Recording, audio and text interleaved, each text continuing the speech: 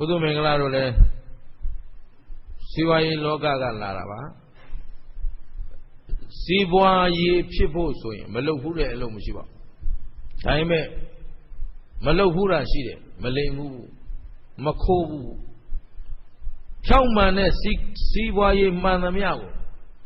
Go do go chon, go con, go ane. Ho a young zone Bawaga. Tumia Kuli Matanyo, Tameve, a low bounds on local Uba. Go Josiba that Shani Lunga, Mapiso. Allow Yaluma Mapiso. A go Amia to a low de Kajaro. Go to a Bahama Malu the Lukanza. Shina. Yahweh Beijing. Lova the Gene and Nami Dazu Kaunza, Nami, Napego, Belo Tame, Belo, Ame, Piame, best tender you Yao, Nachuza Mene, Lova the Gene, Shani Lungaro, thick poolon. Ya General Ya Chana Mulemashu, Eja Mulemashu. Dine Amia to a Bessan in the Bema Yinga, neither hey, we like Ya on low. Bema Sazi, I'm sure the Dwa Poji. To the Baye, Lua Chego, Chizibo, Senzabi, Josa, needed Boama, a Kubawam. Go to a good Kali, Senzaji, the Pomo, Balu, Lelula, made Senzaji, Pablo. Pablo. Shinano? Ayangu, oh, Amiato, Senzaniro, Nato, Sura, Bama, Maluro. Ginadla? Hello. Atam Yuzone, Jodinia, Yola Jarabe. Hogala? To Ada, go Adan and Lajada. Ero, go Omyo changing, Lutha changing, South Shao Nail, Josaba. Goma, the Kushi, the wet wing now, Josaba. The Jashi and Namu Benam. Shilla? Ero. Ata Jijin the Seye Jin a Chow Yeme. Ata Jinjin the Chana Sego Shallow do the Atago Sonayam. Chinadala? Gaumi, Danabada Bido, Dinitha Yaga Sapiom. Manea Tilao Biogabi, Milinda Penyaga Lara. Dinilla Milina Penyama Lare, the Yali Sapio Yene. Talayana Wega than you Balido Malade, Seta Dujuene, Asila, Katabaru, Pioja, Sojara, Lego, Dine, Torogono, Nene, Paute, Chatome, no? Alo, Tonda, Sweda, and that was in Pioja, you, Napare, no? Eratanda, Surabale, Yamalu Pioy, Yochimu, Tada Sura Eramanea, Dila de Adi. Pedo don Lekana, she the Lepayalu, Milinda, Miniga, Shinaga Dingo, Mire Kama, Shinaga Dina, Amiare, Shinaga Dinga, Egaro Mini, Tila Sura, Kudo, Kaumune, Kaunju Chanda, Manamiadi, Pedu Jam Pile, Tila Jam Pide, Era Dila, Lekana Rive, Mabioga, Era who. Mania Biore Diago Sizici and Turondo Yenema, Bamataya Mreso. Naroye Kaumune, Kaunyo Chanda, Narubawago, the get Chetanja on both sound penine, Naru Mapchimani, Sound Hayame, Teadi, Ilaba Lalu, Sombia Chara. Shinano? Vedu Piasi, Mamakovane. Mimi Jong, Midu to Udiama, Mapia Sibazine. Shinano? Zeno, Bawat Kulo, did I met this as soon I out? Josa Gabari. Edo, in it Zara de Ya. Dila Bideka, Zarago, Samibare, Milinda Miniga. A Shimpaya Naga, the Napayare. Tada de Ya Lekana, Miagule, Shimpia, Pido Muba. Soro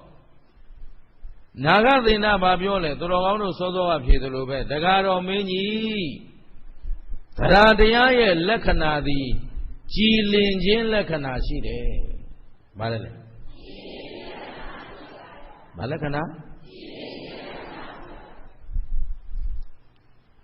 Young Chi mu Mà biểu là Dông yên Chi Mà dông yên Aku đây Thia biểu đây giặc á bò mà Ngã rô tì la lông ông thấy Ngã rô tuệ cao dô ya bà thế lù dông yên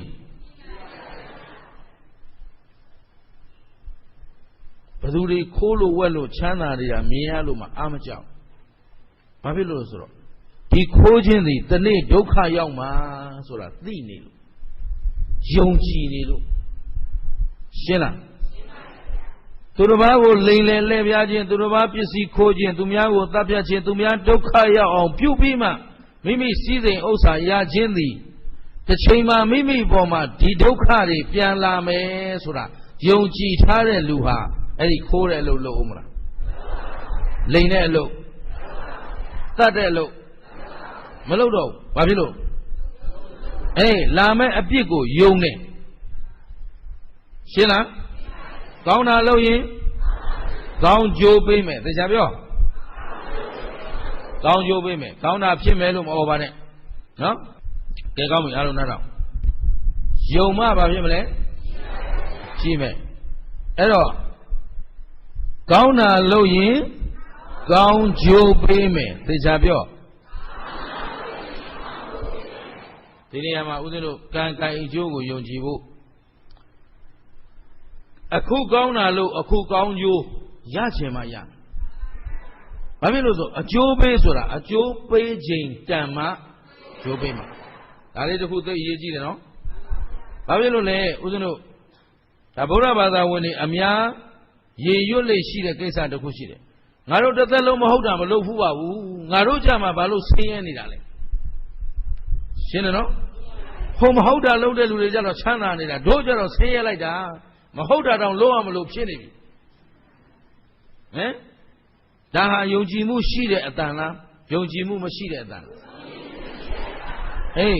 Bà lâu mà dùng thế này rồi Thế nên ngà lê xê yê của Chán nhàng khả này nè xây chạy mà xí đâu Càng càng ý chô bảo mà Mang càng này dùng chí mù Xí Aku cô mà cao nà lâu này mẹ cao chô mà yà thế ra đi A đây thì chế ngạ Cô cao nghe lù là mà cao nghe lù Ê đó Bây giờ tôi mô bà sơ vay mà bà rẻ rồi Sorry Nó A đây cả biểu kê rẻ Với giờ bít xìa tên khá ra số rẻ A đây cả nhau ya kê rẻ Khu khá nà bà nà bà lệ Ý khá nà ngà bà Cô thao bàn thá ra đi Mà thá bà Mía dô áp chế A đây cả nè ya tì nè ya Xuyên này nó Ari a tay can chô bê bà mà mimi ye lâu la bồ đi ya nè Nhàn ngô a yin tí bí đó Cô bồ hoa cô tí sao nè ya đó Xuyên à Ê đó A khu chô bê nè ra A khu can là A tay can là Ê A khu lâu nè ra can là Bê đó mà chô bê mà Nào anh na gã mà chô bê mà Cả mà bồ hoa biết xìa Sa đi Xuyên à Biết sâu bằng cô lâu thá rè can là Nào la mà chô bê mà Ê đó, aku biết sâu bàn khả này ra gà, aku càng là ατây càng. Ê đó, aku xinh yé lì lì, tari chi chi thá lì bè. Ngà rô a cháu, mà cao nghe bù, ngà mà xinh chê rê a cháu này lâu khê lụ, đi này mà xinh chê rê a chú gô. Alo. Xinh à? Chá cháu. Thật lâu phải xinh yé bà gì, cô chên tì yá gô, a biết. Chá mà nè, cao mì. Ê đó, ưu tiên nôကောင်းတို့တွေအခုရရှိထားတဲ့ဘဝကလေးကိုအကောင်းဆုံးအသုံးချလို့ရနိုင်မရနိုင်ဘာဖြစ်လို့လဲလို့မေးရင်အခုသူတော်ကောင်းတို့ကိုးကွယ်နေတဲ့ဘုရားရှင်သည်ဖန်ဆင်းရှင်လားတကိုးရှင်လားကယ်တင်ရှင်လား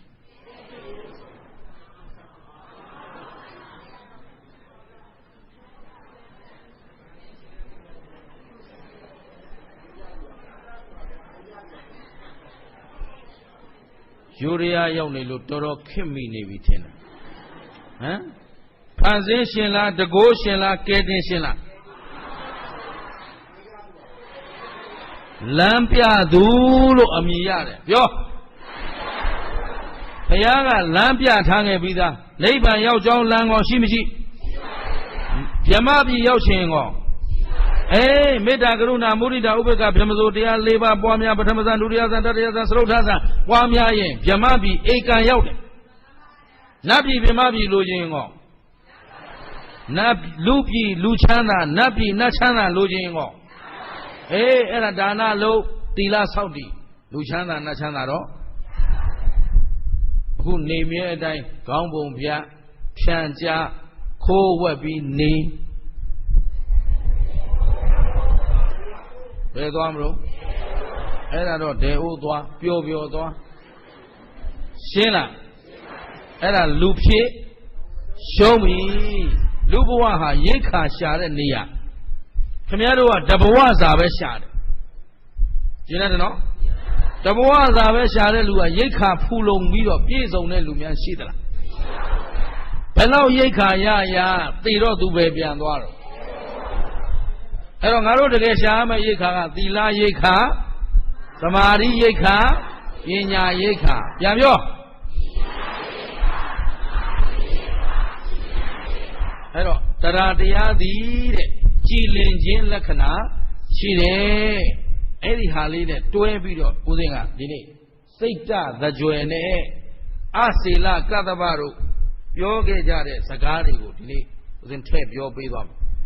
စာမှာတော့စာမှာရှာခြင်းရင်တတ္လယရဏဝက်ကခင်ဗျားတို့ရှာခြင်းလည်းမရပါဘူးသိပါတယ်နော်ဒီထက်အယောက်1000မှာ1ယောက်လောက်ရှာပြရင်ပေါ့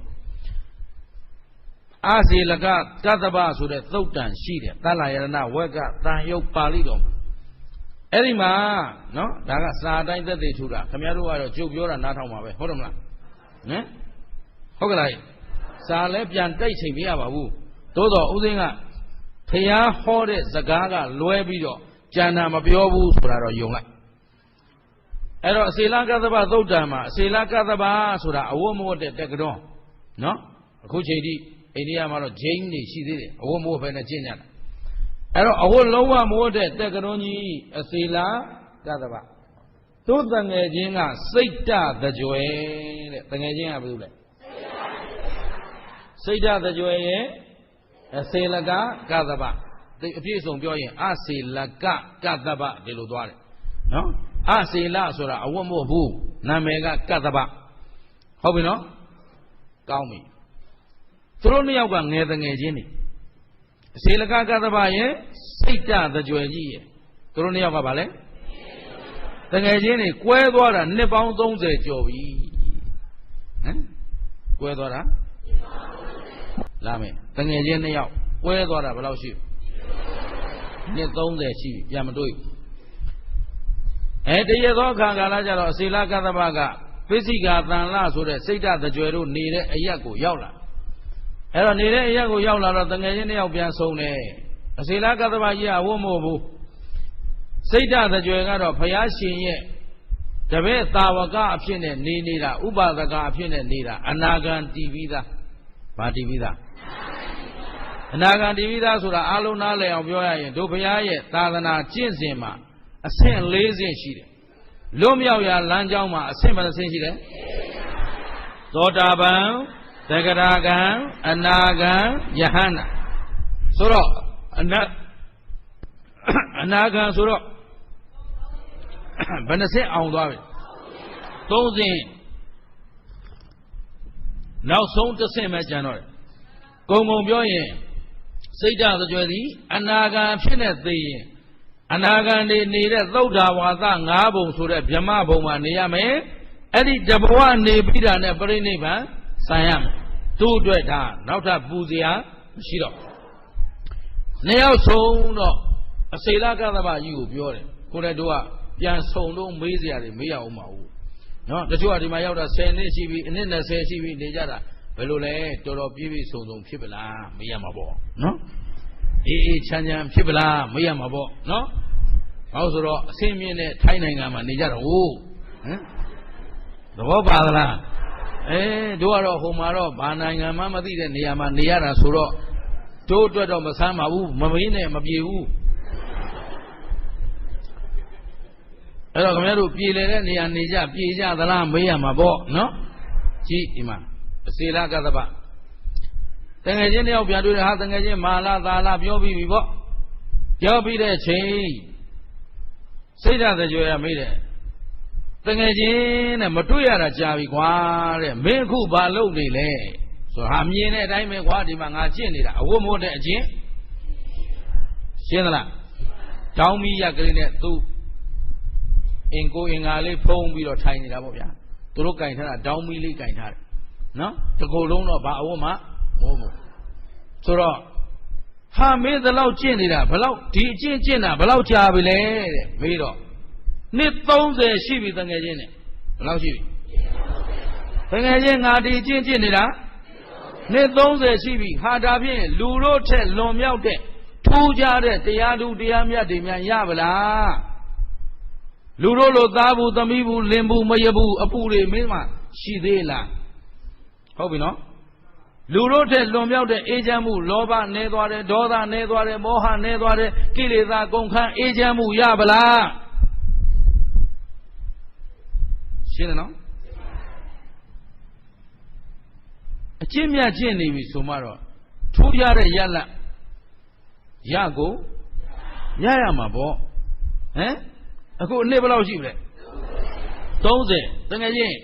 မင်းနှစ်30ဒီတရားကျင့်နေတာဘာထူးခြားလာပါလဲဘာတွေအေးချမ်းမှုရသလဲလူတွေနဲ့များလူတွေထက်လွန်မြောက်တဲ့ဓမ္မတွေရပြီလားလူတွေဆိုတာဘာနဲ့ပြောနေကိလေသာလောဘဒေါသမောဟမာနဒိဋ္ဌိရှင်းသလားခင်ဗျားတို့မှာအသီးသီးမာနရှိမရှိပတ်စံရှိတဲ့လူကလည်းပတ်စံရှိတဲ့မာနမရှိတဲ့လူရောတို့တပြားမှမရှိဘူးသူမှကိုယ်ဥစ္စာယူရှင်းလားအဲ့တော့စေလကသဘာကြီးနှစ်ဘယ်လောက်ရှိ30ဘယ်လိုလဲနေရာကြပြီလားတငယ်ချင်းတဲ့တငယ်ချင်းအချင်းချင်းဆိုတော့မကွယ်မရှက်တမ်းပြောတာပေါ့တငယ်ချင်းဟာတဲ့ငါမှအဝတ်မဝတ်ရတာရဲ့နော်ကြုံပြောင်အောင်ရိတ်ထားရတာရဲ့တင်ပါဖုံခါဖို့အတွက်တောင်းမီးရလေးနဲ့တင်ပါထိုင်ပြီးတိုင်းဖုံခါနေရတာရဲ့ဒါပဲရှိတယ်ကြံတာဘာမှမထူးဘူးသဘောပါသလားအခုလေအလုတ်ပြုတ်လာလို့အလုတ်ပြန်ရှာလိုက်အလုတ်ကလေးပြန်ရလိုက်ရတဲ့ဟာလေးသုံးလိုက်တခါပြုတ်သွားပြန်လိုက်အလုတ်ပြန်ရှာလိုက်ဒါနဲ့လဲနေတာအိမ်ပြာပြန်ဖို့တော့မေးရင်အိမ်နဲ့လည်းအဆက်အသွယ်မရှိတော့ဘူးဒီမှာလည်းနေစရာမရှိဘူးဒီလိုလူတွေမရှိဘူးလားအိမ်လည်းဘာပြန်ပြောလို့ပြောမှမသိဘူးရှက်နေတယ်အလုတ်လာလုတ်တာစုမိဆောင်မိလည်းမရှိဘူးစုထားလိုက်ဟိုလူကဝိုင်းလိုက်ဒီလူကဝိုင်းလိုက်ဟိုထဲပါလိုက်ဒီထဲပါလိုက်ကိုကကိုဖြုံးလိုက်ကုံလိုက်အလုတ်ကပြုတ်လိုက်နောက်တစ်လုတ်ပြန်ရှာလိုက်ဒါနဲ့လုံးလေလိုက်နေတာမလားခဏနေဟိုဘက်ပြန်ကိုလိုက်ဟိုဘက်ကမရဒီဘက်ပြန်ကိုလိုက်ဒီဘက်ကမရဟိုဘက်ပြန်ကိုလိုက်ဟိုဘက်နဲ့ဒီဘက်နဲ့ကိုရှုပ်ရှက်ခါသဘောပါသလားနှစ်30ရှိပြီတကယ်ချင်းဘာထူးလဲ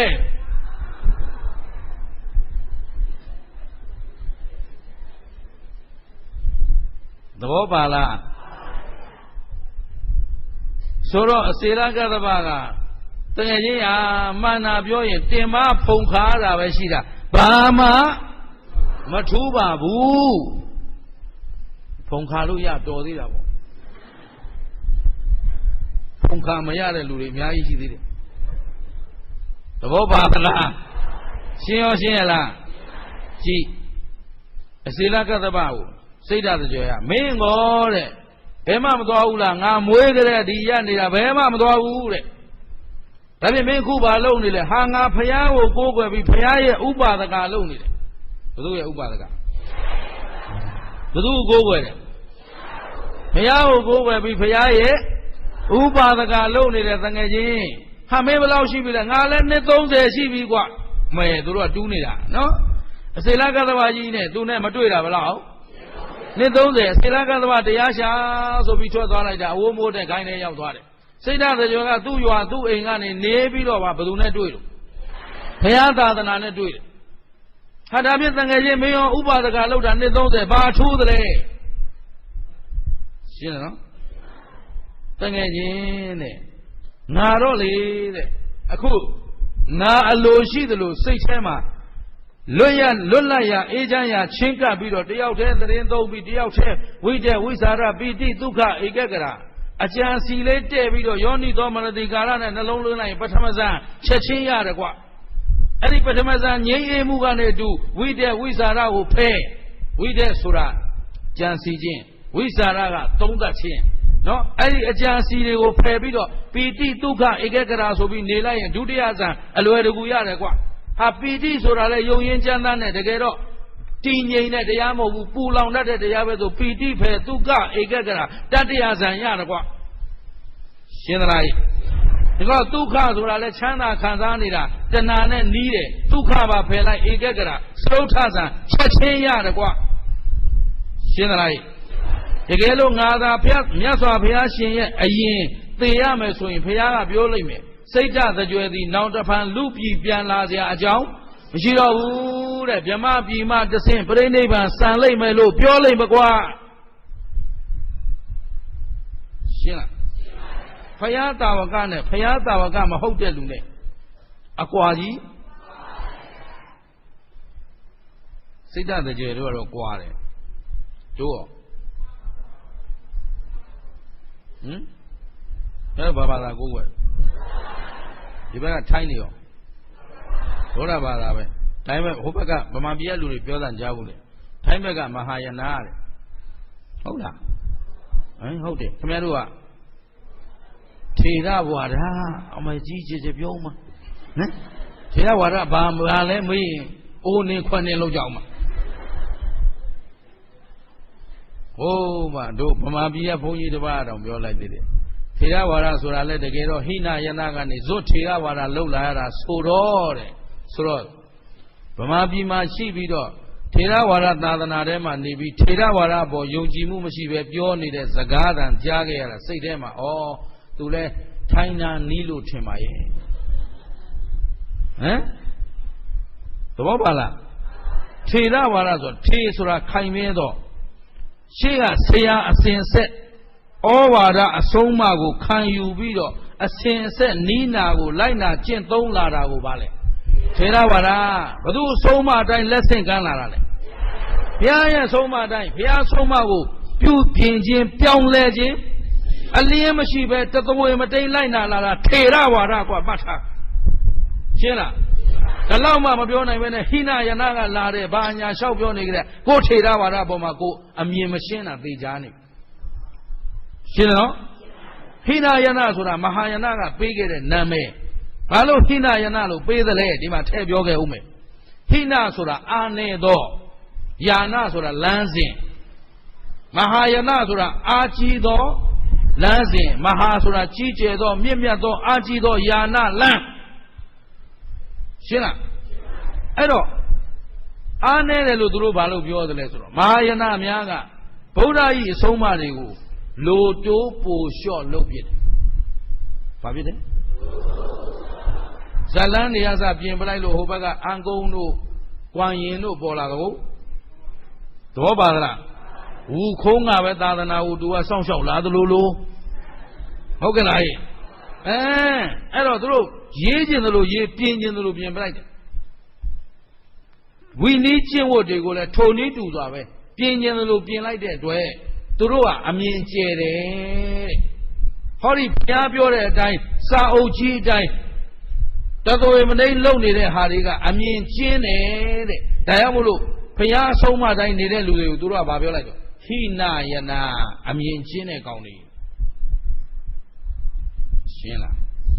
သဘောပေါက်လားဒါဖြင့်ငါတို့ကအားနည်းနေလို့ဟိနဖြစ်တာလားသဘောပါလားတကယ်တော့ဟိနယနာဆိုတဲ့နာမည်ဟာမမှန်ဘူးတဲ့တကယ်နာမည်အမှန်ကထေရဝါဒပြန်ပြောထေစဉ်ဝါအလိုက်ကြီးစဉ်ငယ်လိုက်ဆုံးမပဲ့ပြင်ပြီးလက်ဆင့်ကမ်းလာတဲ့သာသနာ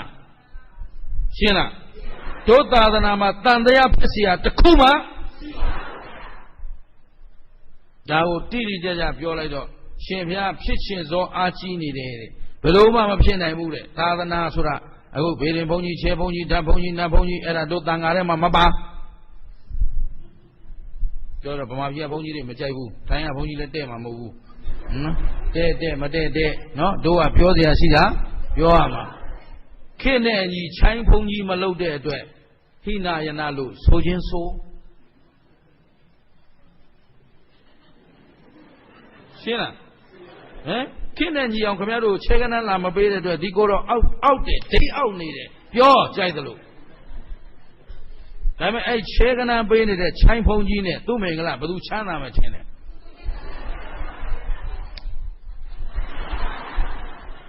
စိတ်ခေါ်တယ်တိတ်အေးချမ်းတယ်တိတ်လွတ်လပ်တယ်တိတ်ကြည်လင်တယ်ဟောတဲ့တရားတွေကနေဒီမှာလက်တောင်ရမထောင်ရဘူးထိုင်းရောက်နေတော့ထောင်လိုက်တဲ့လက်ချဲကောက်ထောင်ဆိုလို့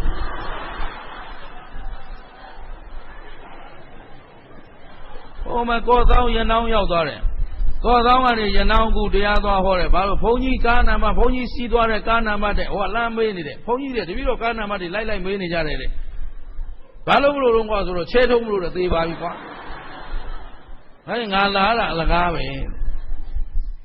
ရှင်းလားတရားတွေကနေစကလုံးကိုကောက်ပြီးတော့ချဲထိုးတာတောင်ငါရှက်လုံးလို့သဘောပါလားချဲကနန်းရတာနဲ့တရားရတာဘယ်ဟာခမရတို့အတွက်အကျိုးရှိလဲအော်အောင်ဘောနှစ်30ရှိပြီတကယ်ချင်းဘာထူးသလဲ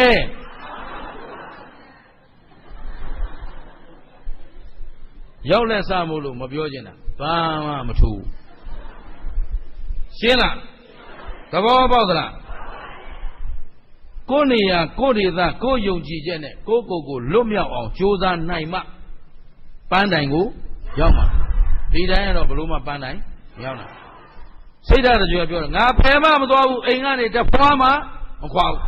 ဒါပေမဲ့ဘသူဆုံးမနဲ့နေတယ်ဘုရားဆုံးမနဲ့နေတဲ့အတွက်ငါအလိုရှိသလိုအေးချမ်းမှုကိုရနိုင်တယ်ကွာငါမှလောဘလည်းနည်းသွားပြီ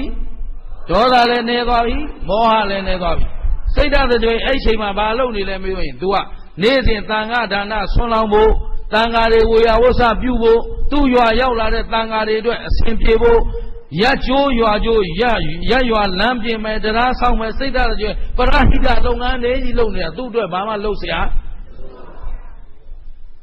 ရှင်းလားအဲ့တော့မှအစီလာကသမာကြီးဟာတငယ်ချင်းကွာလိုက်တာတဲ့ငါနှစ်30အဝတ်မဝတ်ဒေါင်းမီးရနဲ့ဖုံခါနေရတာလွယ်ပြီးဘာမှငါမှထူးခြားမှုမရှိဘူးတဲ့ငါမင်းတို့သာသနာထဲဝင်လို့ရမလားတဲ့ရှင်းသလားရတဲ့တကယ်ချင်းမင်းဘယ်လိုလုပ်ချင်တာငါယဟန်ပဲဝတ်ချင်တာသူကလည်းယဟန်ဝတ်ချင်ရပါတယ်ဆိုပြီးတော့စိတ်ဓာတ်ကြွယ်ကိုးကွယ်နေတဲ့တန်ဃာတွေအများကြီးရှိတာကိုအဲ့တော့သူတို့ရွာဦးချောင်းသွားတယ်ပြီးတော့လာဟောတာတပည့်တော်တငယ်ချင်းမှာ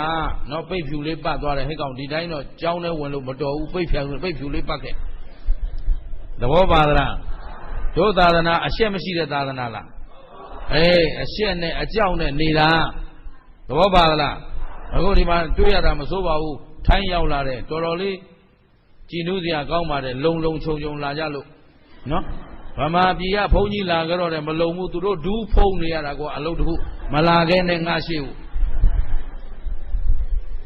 ဗမာပြည်မှာဖြစ်နေတာပြောတာထိုင်းမပြောပါဘူးဟမ်သဘောပါသလား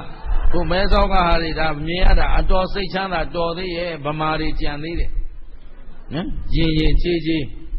ဟုတ်ကလားဘုန်းကြောင်းလာပါတယ်ဆိုမှသူတို့အလှပြဖို့လာသလားရှင်းလားသဘောပေါက်သလားကိုတန်ဖို့ရောကိုသိသလားအဲ့တော့ဗမာပြည်ဟာတွေတော့ကိုတန်ဖို့ကိုမသိကြတော့ဘူးနော်အခုအရန်စေးပေါ်တယ်ဘာမှခိုးကြည့်စရာမလိုဘူး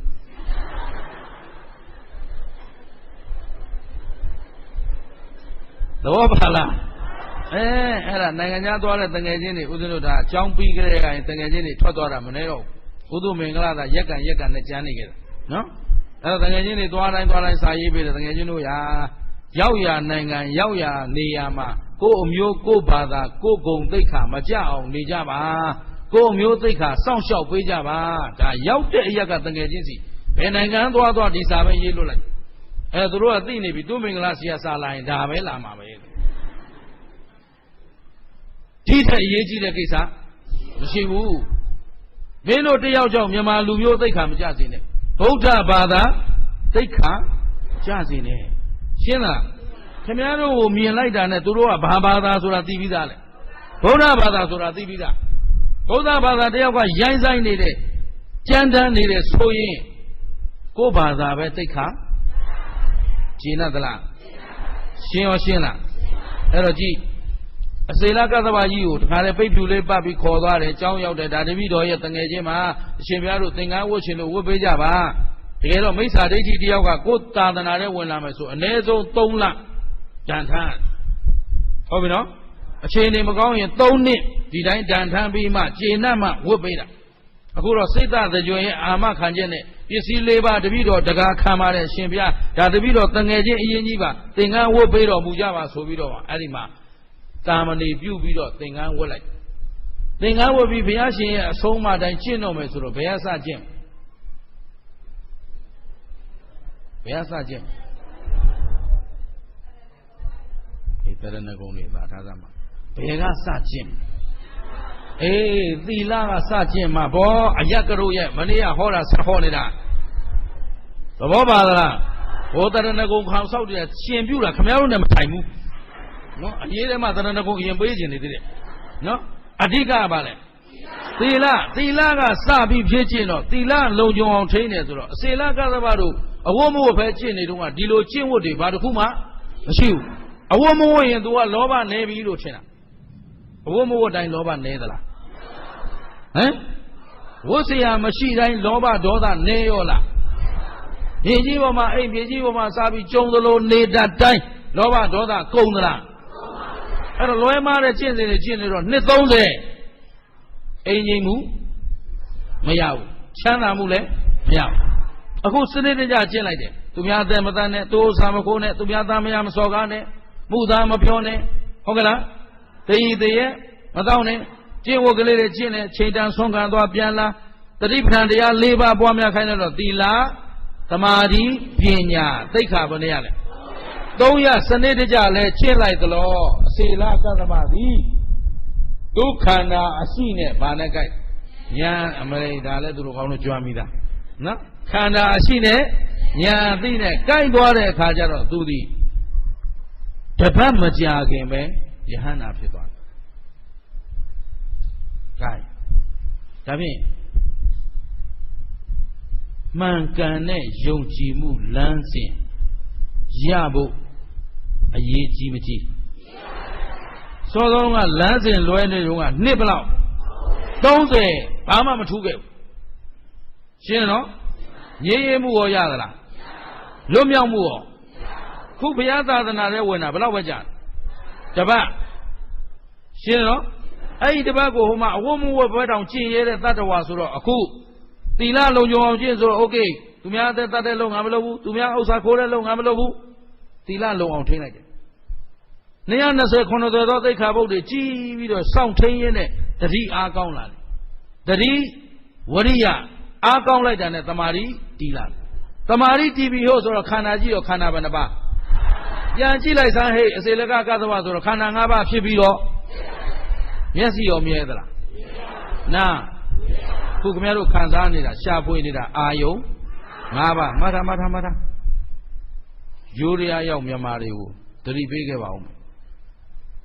အမေရိကန်သွားရှာကနေဒါသွားရှာဖင်လန်သွားရှာကြိုက်တဲ့နေရာရှာ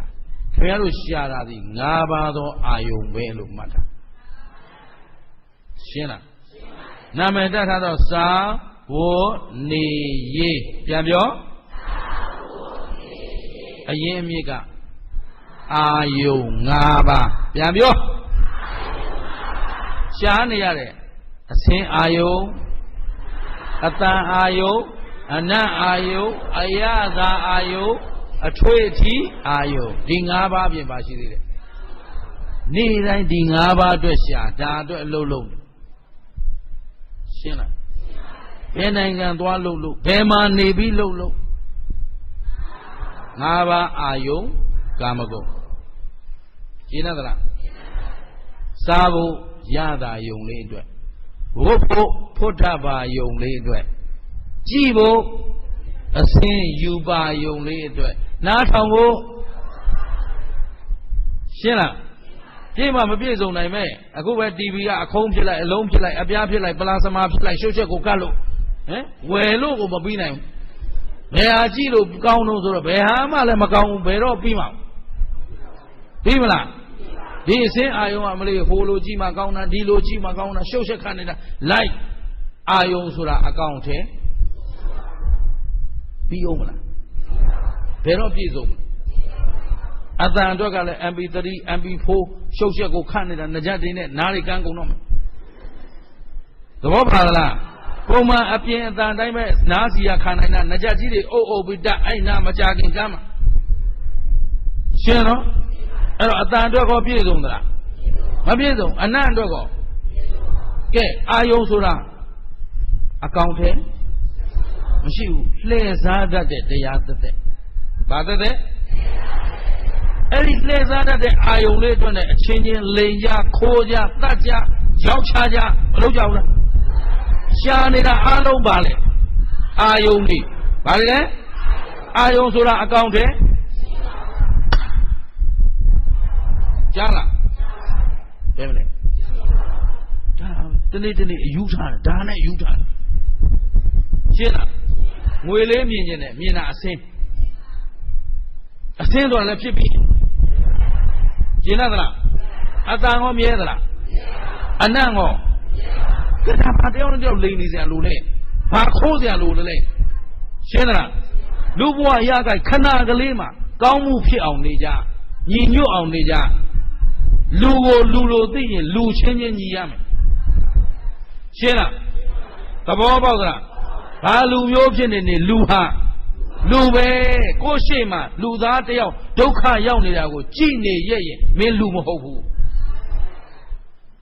ရှင်းလားမင်းကညီတော်မောင်ကြွေးကြော်တယ်အရှင်ဘုရားတဲ့ဦးဇင်းအားရလို့အတန်လေးကြားလိုက်ကြငါကညီတော်မောင်ကသိကြောက်တတ်တဲ့ပုဂ္ဂိုလ်အခု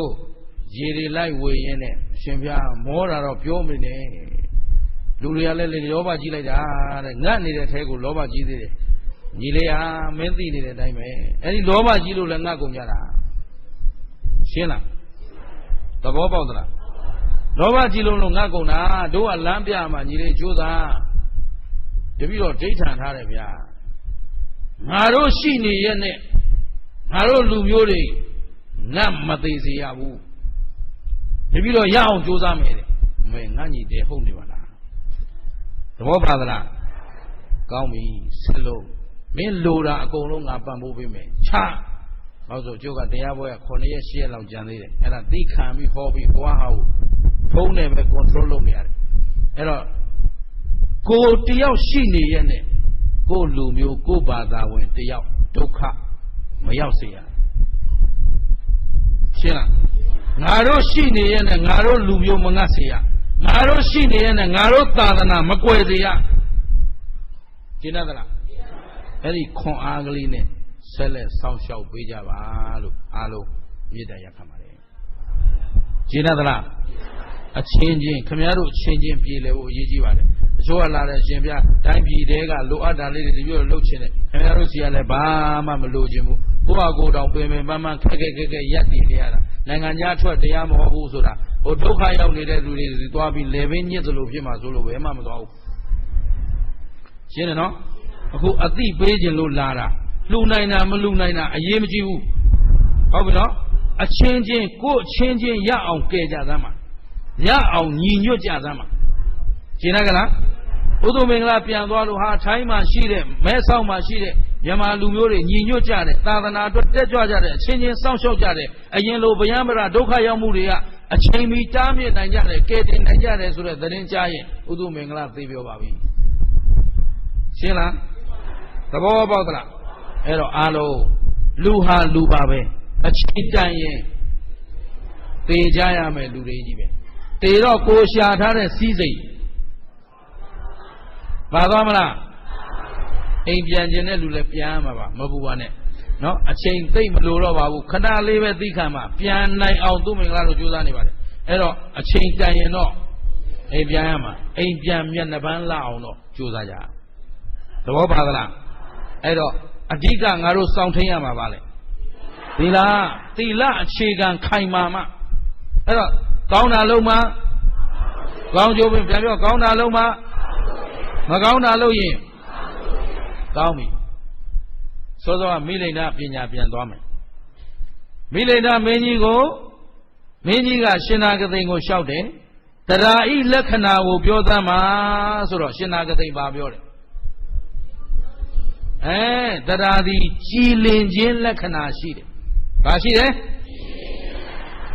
အဲ့ဒါရှင်ဗျာဥပမာလေးပြပြီးပြောသမ်းပါဦးဖရာဟုတ်ပြီနော်ဘာလေးပြပြောဥပမာလေးပြပြောဆိုတော့တက္ကကြီးတဲ့တရားရှိတဲ့လူတယောက်ဒီဘုရားဟောတဲ့တရားတွေပေါ်မှာတန်တရားရှိအောင်မလားမရှိတော့တရားရှိတဲ့လူသည်တဲ့ကိုယ်ရှိမှတိမ်သလာတွေပိတ်ဖုံးနေရကနေတိမ်တွေရှင်းပလိုက်လို့အကုန်မြင်ရတယ်လို့ပဲမျက်စိရှိမှပိတ်ဖုံးနေတဲ့ကွယ်ကာနေတဲ့အရာတွေကိုဖယ်လိုက်ရင်အကုန်လုံးမြင်ရတယ်နောက်နေတဲ့ရေကိုကြည်သွားအောင်ကြည်စေတတ်တဲ့ဗရမ ्या ယရနာထည့်လိုက်ရင်ဒီရေဘာဖြစ်သွားကြည်သွားတယ်အဲ့ဒီကြည်သွားတဲ့အခါရေထဲရှိတဲ့ပစ္စည်းအလုံးကိုမမြင်ရဘူးလားဒီတိုင်းပဲတဲ့ယုံကြည်မှုရှိတဲ့လူဟာဘုရားတရားသံဃာပေါ်မှာယုံကြည်သူသည်ဟောဒီသူတော်ကောင်းတို့ရဲ့ဉာဏ်မျက်လုံးကိုပိတ်ဖုံးထားတဲ့စိတ်ကိုနောက်ကျစေတဲ့ကာမိသန္တာနိဝရဏဖယ်ရှားပြီးသားဖြစ်သွားတယ်ရှင်းလားအခုတရားကိုခင်ဗျားတို့ကြာကြာနာနာနာရင်ကိုလောဘကိုအတ္တတွေကိုဖယ်ခြင်းစိတ်ကလေးမပေါ်ဘူးလားရှင်းတယ်နော်အဲ့တော့ကာမိသန္တာနိဝရဏကိုလည်းဖယ်ရှားပြီးသားဖြစ်သွားတယ်ဗျာပါဒစိုးရိမ်ကြောင်းကြဗျာပါဒဖြစ်เสียရောရှိသေးလားမရှိဆိုဗျာကြည့်လေခန္ဓာဘယ်နှပါဖြစ်ပြီးရင်ဘာသစ္စာတော့ကိုပိုင်သလားမပိုင်တာကြီးကိုမဖြစ်ပါနဲ့ပြောလို့လဲမပြတ်ပါနဲ့ပြောလို့လဲမရမှတော့သူ့အတွက်ပူမနေနဲ့အလကားပဲရှင်းသလားလှုပ်เสียရှိတဲ့ကောင်းမှုသာဖြစ်အောင်လုံးဆိုတော့ဗျာပါဒနိဝရဏလည်းမရှိတော့ထိနာမိတ်တာတွေ့ဝေထိုင်းမိုင်းမှုရောလမ်းပြောင်းနေတယ်ရှင်ဗျာဘာလို့အမှန်းကိုမသိဘူးအရာရာကြောက်နေရတာဖေဟာယရဏသုံးပါးနဲ့ကိုယ်သီလကိုယုံရင်ဘယ်သူမှထိနာမိတ်တာထိုင်းမိုင်းမနေနဲ့တွေ့ဝေမနေနဲ့လှုပ်เสียရှိတာဆက်လုပ်ရှင်းလား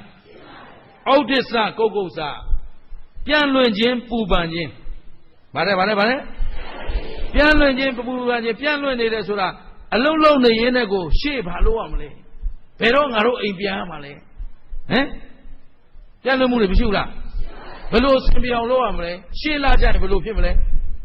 ငါလာကနဲ့မလောက်ဘူးအိမ်လာကဖေးအောင်မယ်ဘယ်လိုလုပ်မလဲရှင်းသလား